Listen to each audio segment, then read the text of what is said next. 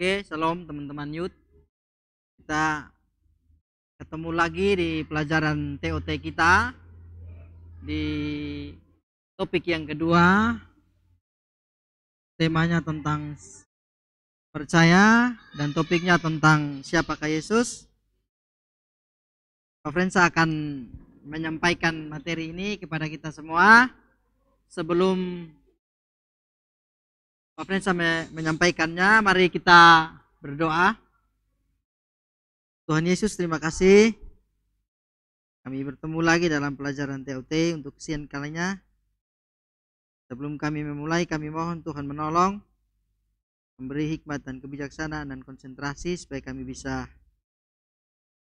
mendengar dengan baik dan mengajar dengan baik, dan kami bisa memahaminya, bahkan kami mengertinya dan melakukannya. Di dalam nama Yesus kami berdoa, menyerahkan kelas ini ke dalam tangan kasih-Mu. Haleluya, amin.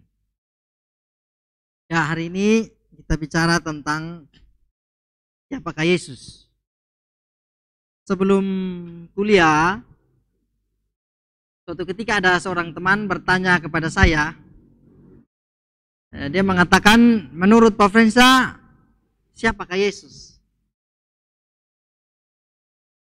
Pada waktu itu saya sulit untuk menjawab. Lalu kemudian saya mengatakan bahwa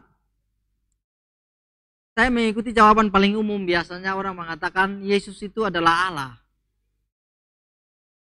Lalu dia bertanya selanjutnya, kalau begitu Yesus itu adalah Allah yang bagaimana? Saya harus mengakui bahwa waktu itu saya sulit untuk menjawab.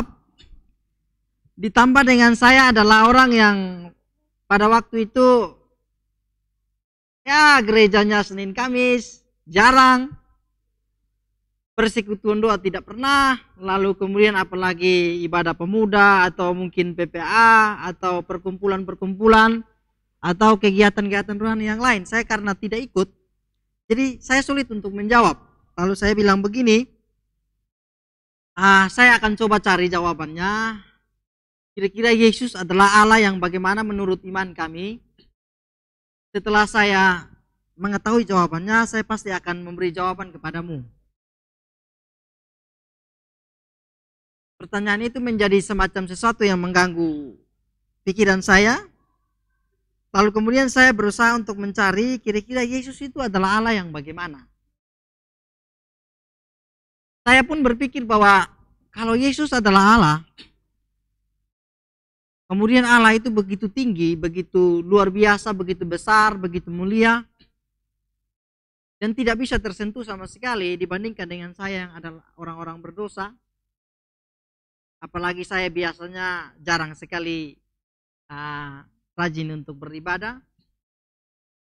Maka saya berpikir bagaimana caranya saya bisa mengerti siapakah Yesus itu, sehingga saya bisa kemudian memberi jawaban kepada orang yang bertanya kepada saya.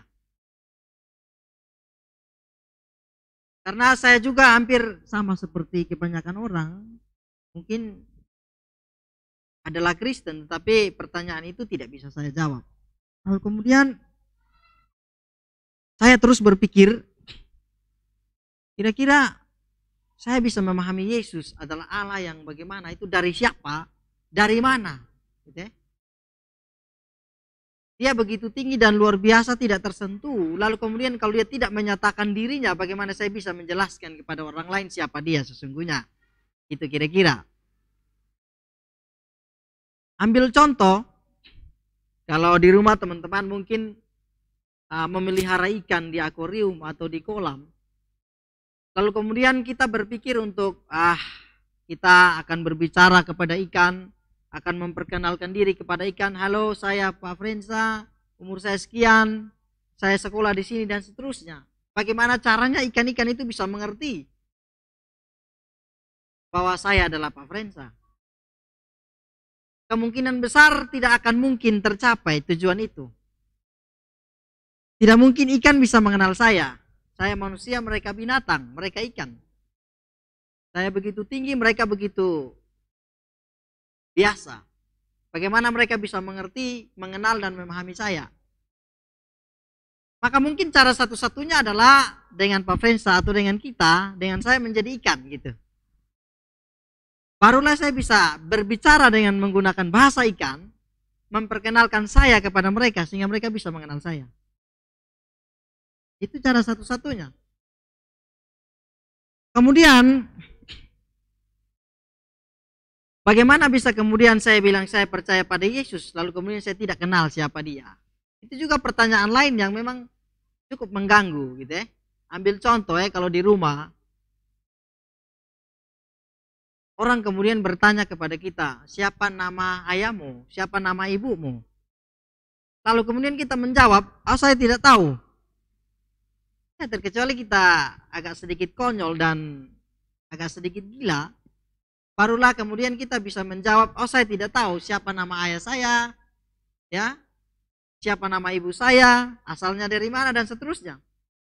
Jalan satu-satunya adalah dengan kita betul-betul berusaha untuk mengenal siapa ayah kita, siapa ibu kita. Demikian pula dengan Yesus. Jalan satu-satunya kita perlu mengenal siapa dia. Dia adalah Allah yang seperti apa, dia adalah Allah yang bagaimana. Lalu kita bisa mengenal dia dari mana?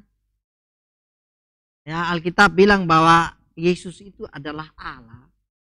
Dan kemudian dia menyatakan dirinya menjadi manusia, lahir melalui rahim seorang perempuan yang berdosa, yaitu Maria, di kandang yang begitu hina dan biasa. Lalu kemudian dia hidup selama 33 tahun, melayani,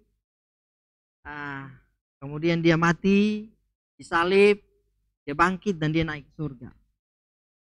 Nah, pertanyaan tentang Allah yang bagaimana itu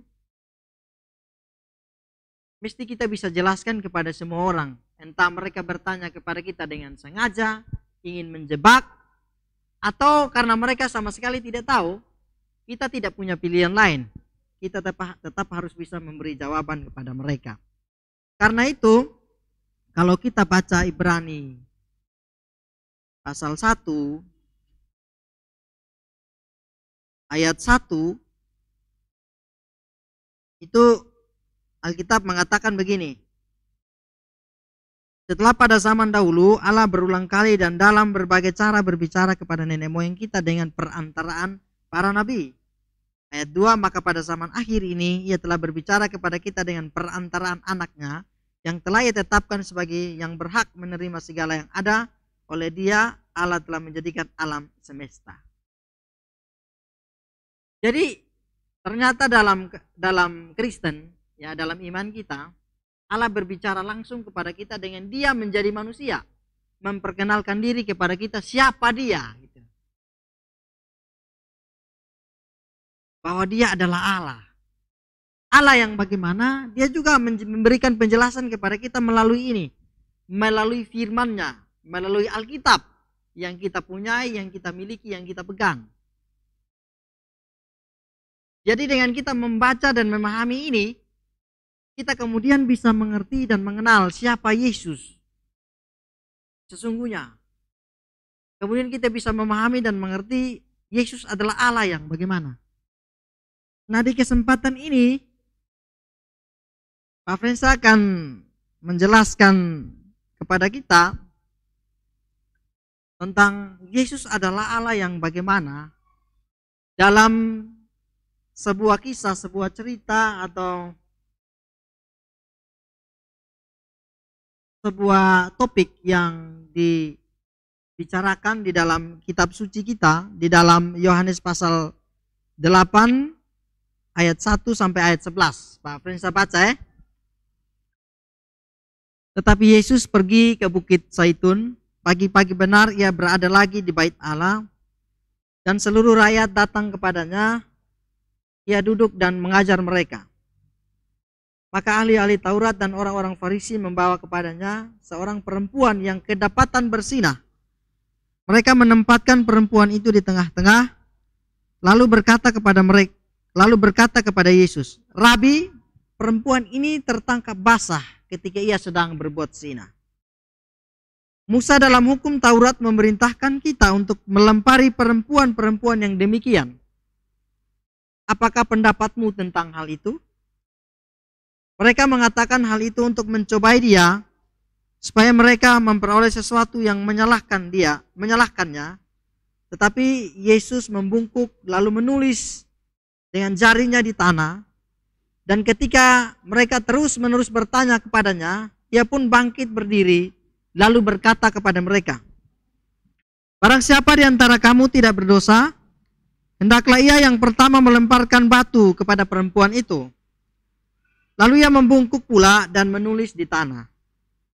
Tetapi setelah mereka mendengar perkataan itu, pergilah mereka seorang demi seorang, mulai dari yang tertua. Akhirnya tinggallah Yesus seorang diri dengan perempuan itu yang tetap di tempatnya. Lalu Yesus bangkit berdiri dan berkata kepadanya, "Hai perempuan, di manakah mereka? Tidak adakah seseorang yang menghukum engkau?" Jawabnya, "Tidak ada, Tuhan." Lalu kata Yesus, "Aku pun tidak menghukum engkau. Pergilah dan jangan berbuat dosa lagi mulai sekarang." Nah, dalam konteks bacaan ini atau kisah ini, kita ini ingin melihat Yesus itu adalah Allah yang bagaimana. Sehingga ketika orang lain bertanya kepada kita secara tiba-tiba, kita mampu memberi jawaban kepada mereka.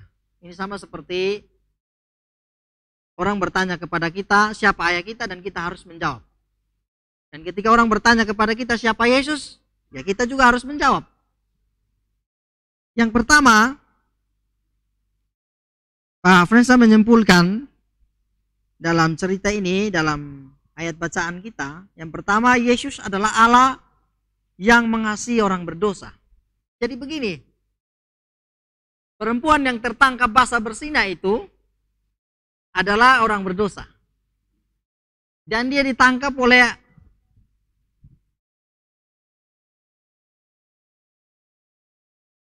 ahli-ahli Taurat dan orang-orang Farisi, yang notabene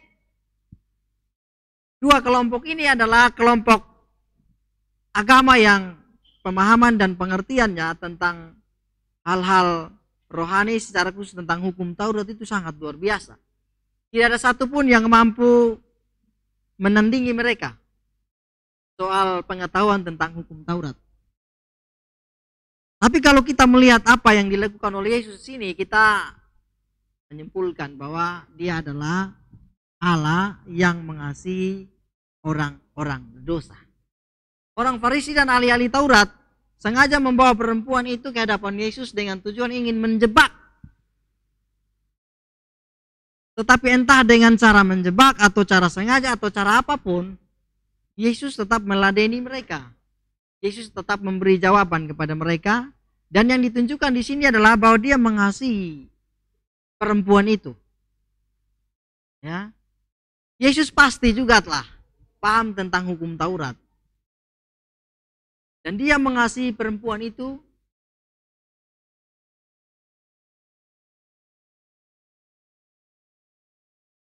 sebagai orang yang berdosa.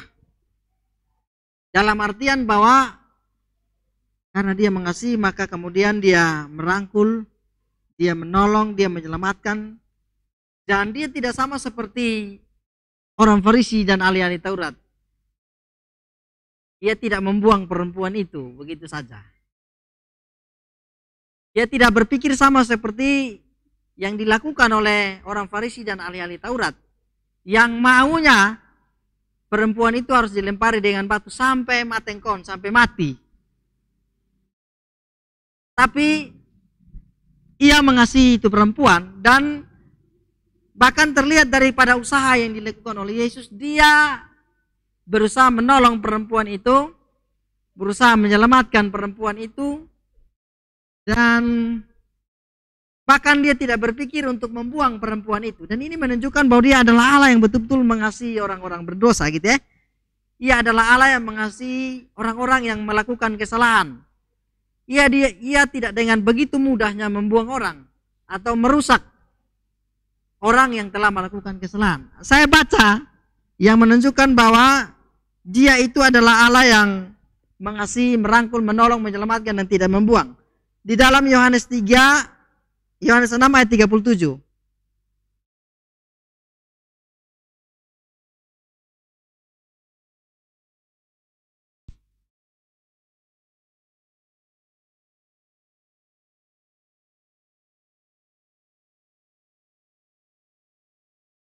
Semua yang diberikan Bapa kepadaku akan datang kepadaku, dan barang siapa datang kepadaku, ia tidak akan kubuang. Gitu ya. Jadi mungkin karena kehendak Allah, perempuan berzina itu dibawa oleh orang Farisi dan ahli Taurat ke hadapan Yesus. Dan itu adalah sebuah kesempatan yang luar biasa bagi perempuan ini. Mereka dia dibawa ke hadapan Yesus. Dan Yesus tidak membuang dia. Bahkan dia mengatakan, barang siapa datang kepadaku, ia tidak akan kubuang. Siapapun yang datang kepada dia, entah itu orang berdosa, dia pasti tidak akan dibuang oleh Yesus. Mengapa? Karena dia adalah Allah yang mengasihi orang yang berbuat salah, mengasihi orang yang berdosa. Barangkali ahli-ahli Taurat dan orang-orang Farisi melihat kesalahan daripada perempuan itu dan ingin menghukumnya segera supaya mati. Tapi Yesus tidak demikian. Dia menunjukkan usaha, upaya untuk merangkul, menolong, menyelamatkan perempuan itu supaya tidak dihukum hanya karena dia tertangkap basah berbuat zina. Itu adalah bagian yang pertama. Yesus adalah Allah yang mengasihi orang berdosa. Tapi kalau kita baca juga Yohanes 3 ayat 16. Alkitab bilang, karena begitu besar kasih Allah akan dunia ini sehingga ia telah mengaruniakan anaknya yang tunggal, supaya setiap orang yang percaya kepadanya tidak binasa melainkan beroleh hidup yang kekal. Karena begitu besar, saking dia mengasihi orang yang berdosa, orang yang berbuat salah, ia rela mengorbankan anak tunggal, anak satu-satunya mati asal dia bisa menyelamatkan orang yang berdosa. Jadi dia adalah Allah yang mengasihi. Yang kedua, Yesus juga adalah Allah yang mengetahui dan mengenal hati. Nah, ini dia. Kita baca ya. Di dalam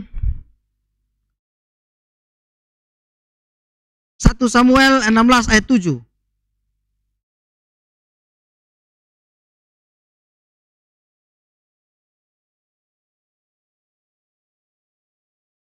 Tetapi berfirmanlah Tuhan kepada Samuel, janganlah pandang parasnya atau perawakan yang tinggi, sebab aku telah menolaknya. Bukan yang dilihat manusia, yang dilihat Allah. Manusia melihat apa yang di depan mata, tetapi Tuhan melihat hati. Gitu ya. Artinya bahwa Yesus itu adalah Allah yang betul-betul mengenal, mengetahui, dan memahami dengan baik hati manusia. Orang bilang, dalamnya laut dapat diduga, dalamnya hati kanona siapa yang tahu? Tidak ada, tapi Tuhan tahu. Ya, artinya bahwa Tuhan tahu kita punya hati, kita punya motivasi, kita punya niat. Mengkali orang Farisi dan ahli Taurat membawa perempuan yang berzina ini dengan tujuan, kalau di ayat berikutnya dibilang untuk menjebak Yesus. Tapi Yesus betul-betul tahu dan punya isi hati, mengerti betul dan punya niat itu seperti apa. Hanya ingin menjebak. Ada udang di balik batu, ada batu di balik udang, gitu ya kira-kira. Tapi Yesus tahu. Dan kemudian karena Yesus tahu niat hati mereka, Yesus tidak berpikir sama seperti yang dipikirkan oleh orang Farisi dan ahli-ahli Taurat. Dia tidak turut serta mau melempari perempuan itu dengan batu. Mengapa dia mengenal kita punya hati? Nah, ini dia nih. Mazmur 139 ayat 13.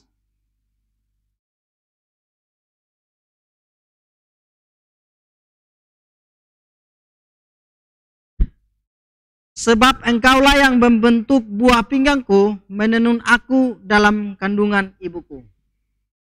Kenapa dia kenal kita punya hati? Kenapa dia tahu kita punya hati? Karena dia yang menenun kita. Dia yang membentuk kita.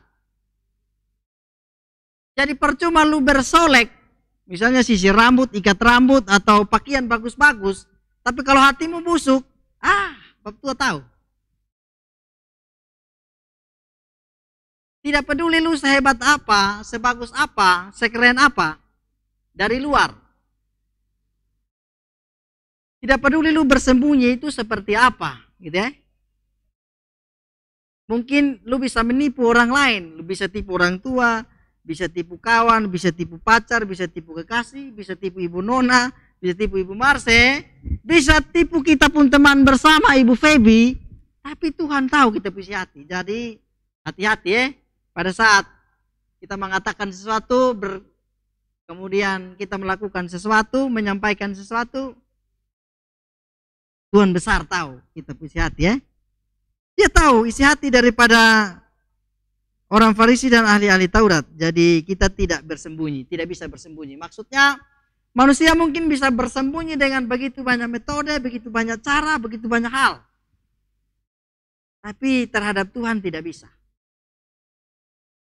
Terhadap Tuhan kita hanya bisa menunduk dan berkata dengan sejujur-jujurnya karena dia tahu. Artinya bahwa mungkin ya dalam kehidupan sehari-hari itu kadang-kadang kita bersinggungan dengan banyak hal, mengalami banyak hal. Lalu kemudian kita juga bisa berbuat banyak hal dengan begitu banyak metode, banyak teknik dan hal-hal yang lain. Hal-hal itu bisa lepas daripada pantauan teman, guru, mentor, koordinator, bendahara, dan sekretaris. Tapi hal demikian tidak akan bisa terlepas dari pantauan Tuhan. Maksudnya dia tahu kita punya hati. Lu tidak datang baru lu bilang datang, hati-hati, dia tahu gitu ya. Lu bilang tidak padahal iya ya, dia tahu juga. Mengapa? Karena dia adalah Allah yang mengenal dengan baik isi hati kita semua. Itu sudah cukup membuktikan bahwa dia adalah Allah. Karena hati manusia tidak ada yang tahu, dia yang tahu. Kadang-kadang manusia juga lihat rupa. Mungkin dia mau iya kepada yang terlihat lebih tinggi. Mungkin ia mau ya terhadap orang yang kuasanya lebih besar, gitu ya? Karena rupa. Tapi Tuhan lihat hati. Tidak peduli niat orang dibungkus sebagus apapun, dia pasti akan tahu. Ya, sebab dialah yang menenun kita, gitu ya. Kalau kita baca Amsal, itu Amsal bilang, jagalah hati dengan segala kewaspadaan karena dari situlah terpancar kehidupan. Begitu ya Ibu Ita? Oke. Karena itu mari kita nih jaga hati ya. Karena Bapak tua tahu. Jahat yo.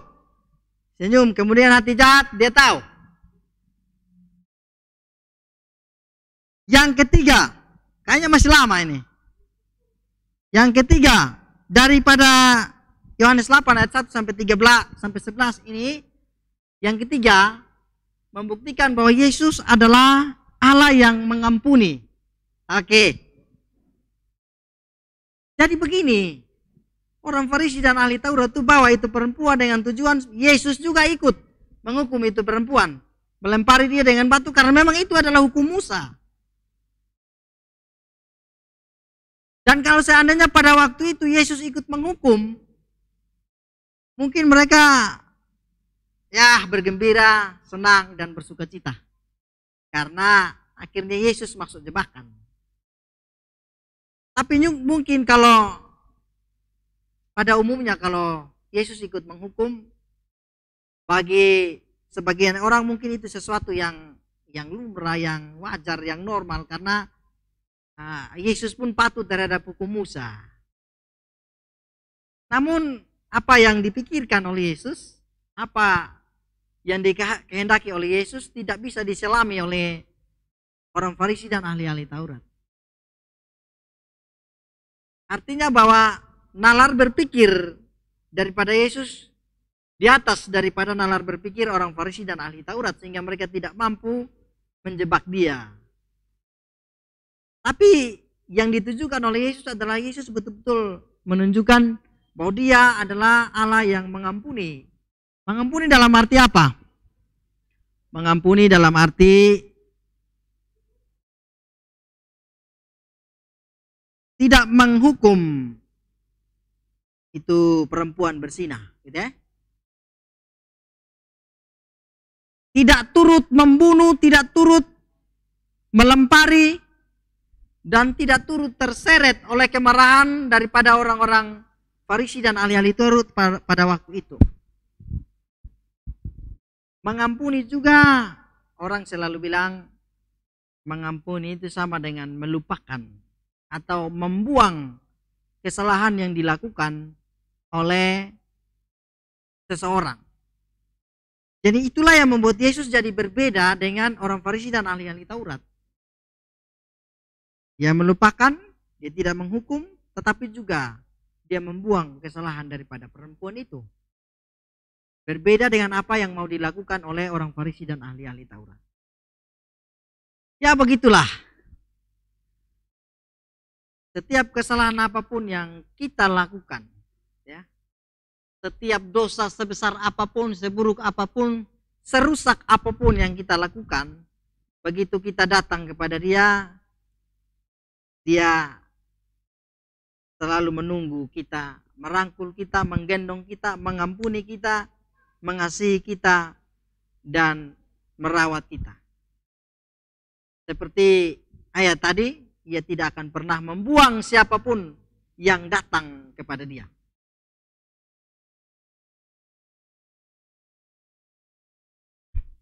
Yang keempat, dan terlalu lama toh. Yang keempat,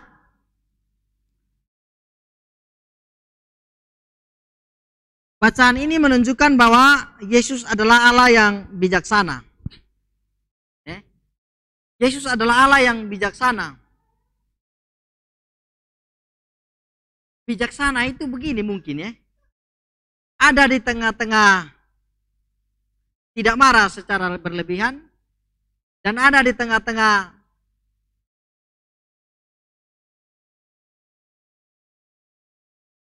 marah secara berlebihan.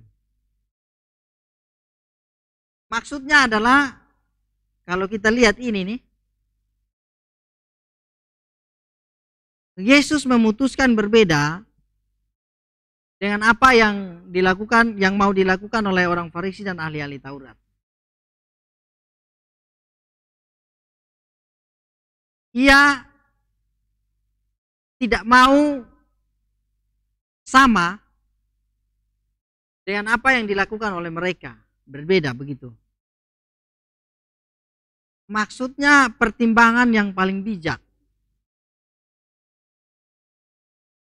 Ia melihat keadaan secara menyeluruh, menyimpulkan situasi secara menyeluruh, tidak kemudian terburu-buru memutuskan, tidak terburu-buru mengambil tindakan, tidak terburu-buru membuat kesimpulan tentang apa yang baru saja terjadi yang dia lihat. Bijaksana itu bicara tentang mengambil tindakan dengan tepat di saat yang tepat, di waktu yang tepat, di keadaan yang tepat. Itu yang disebut dengan bijaksana. Bayangkan saja kalau kemudian Yesus juga mau sama seperti orang Farisi dan ahli Taurat, itu menunjukkan bahwa dia tidak cukup bijaksana. Bahwa memang dalam hidup itu kita pasti akan bertemu dengan banyak hal. Kita bertemu dengan kesulitan, bertemu dengan rintangan, bertemu dengan masalah, bertemu dengan problem, bertemu dengan apapun. Tapi kita mesti meniru apa yang dilakukan oleh Yesus. Kita harus bisa mempertimbangkan segala situasi dan kondisi dengan menyeluruh. Baru kemudian kita membuat kesimpulan dan mengambil tindakan.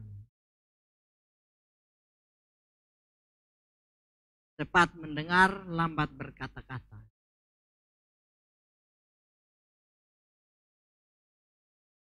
Karena dengan kita bijaksana, kita bisa diselamatkan daripada apapun. Tapi di sini, bijaksana juga diartikan mengusahakan yang terbaik bagi perempuan itu. Makanya situ Yesus bilang, siapa yang tidak berdosa, nah dia orang pertama yang ambil batu lalu lempar itu perempuan. Ini menunjukkan bahwa dia mengupayakan yang terbaik bagi itu perempuan. Bijaksana Jangan kemudian ketong nih, kemudian ikut arus, berkesimpulan cepat-cepat, mengambil tindakan cepat-cepat. Ini orang baru datang cerita tentang seseorang, kemudian kita mengambil kesimpulan begitu cepat tentang, oh dia tuh jahat, dia tuh begini. Contoh kayak orang datang cerita tentang Ibu Nona. Pak Fresa kemudian ambil kesimpulan, Ibu Nona tuh parah. Ibu Nona tuh, aduh, itu tidak boleh. Itu tidak bijaksana namanya. Itu terburu-buru, itu terlalu cepat. Kita harus bisa mengenal situasi secara menyeluruh dulu, baru kemudian mengambil kesimpulan atasnya, lalu ambil tindakan. Itu yang disebut dengan bijaksana. Lu pernah dengar orang bilang, mulutmu harimaumu? Kita bisa ganti toh. Kepalamu harimaumu. Maksudnya kalau lu salah pertimbangkan, itu menunjukkan bahwa lu kanop dan lu tidak bijaksana. Tapi kalau lu baik mempertimbangkan, maka itu menunjukkan bahwa lu bijaksana. Oke. 4 hal itu menunjukkan kepada kita tentang pertanyaan Yesus itu adalah Allah yang bagaimana. Yang pertama dia mengasihi, yang kedua dia mengenal hati, yang ketiga dia mengampuni, dan yang keempat dia bijaksana. Teman-teman yuk silakan nanti simak baik-baik apa yang Pak Prinsa sampaikan. Dan kalau tidak mengerti, ada pertanyaan yang mau ditanyakan, bisa bertanya nanti di grup. Sehingga kita bisa diskusi, kita bisa membahasnya. Demikian pelajaran hari ini. Kiranya teman-teman mendapatkan hal yang baru, mendapatkan berkat, mendapatkan sesuatu yang positif dari pelajaran hari ini. Sekian dan terima kasih. Mari kita berdoa. Bapa di sorga, kami bersyukur hari ini Engkau memperkenalkan kepada kami Yesus yang kami sembah, Yesus yang kami muliakan. Kami bisa mengerti, memahami siapa Engkau sebenarnya. Kami percaya bahwa Engkau akan senantiasa mengasihi kami. Tolonglah kami supaya kami bisa memahami ini dengan baik, mengertinya, dan mampu mempertanggungjawabkan iman kami kepada siapapun. Dalam nama Yesus kami bersyukur untuk pelajaran hari ini. Haleluya. Amin.